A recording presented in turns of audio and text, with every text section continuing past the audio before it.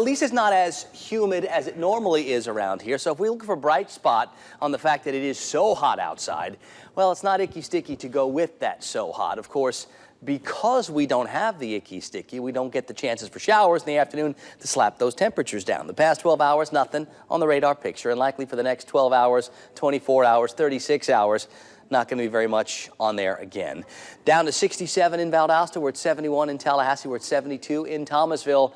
So it's a more comfortable start for middle of July, pretty close to where they're supposed to be, the temperatures. But yesterday we hit 95. We were up at 94 for 3-4 hours in the middle of the afternoon. I think we can be just as hot, if not hotter, for longer again today. 69 at Quincy this morning. Briefly got down into the 60s at Homerville, now back up to 70. We're at 72 in Monticello. We're at 71 degrees in Perry.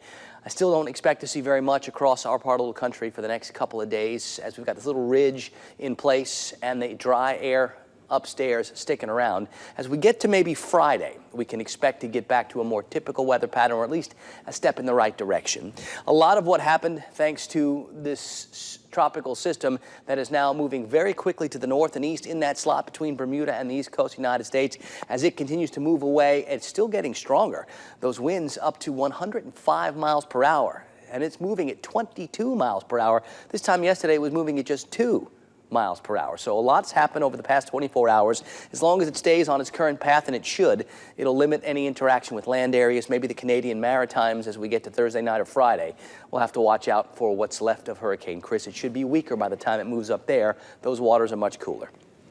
Now on the Gulf today, winds out of the northeast. They'll turn on shore 5 to 12, and the seas will be 2 feet or less. There's a look at the tide times for today. I see the low tides underway now, and they'll wrap it up before 9 a.m. 60s and 70s, mostly sunny skies. Going to get warm this afternoon, straight up hot. How about mid to upper 90s? And I really do think we could be there for 4, 5, 6 hours, that kind of hot. Tonight it's low 70s. We'll call it mostly clear. And over the next couple of days, we keep the hot around. We limit the humidity a little bit longer. I think today, tomorrow, both probably the hottest 2 of this July heat. Then as we head into Friday, that's when we get a little better chance to start getting more typical July weather back. That means more humidity, and that should mean afternoon pop-up sea breeze type showers. So Friday, the day that we can start to look for some of those, and I think everything gets back to exactly the way they're supposed to be this weekend. So it's like 2 more days. Today and tomorrow, every bit as hot as yesterday, if not hotter for longer.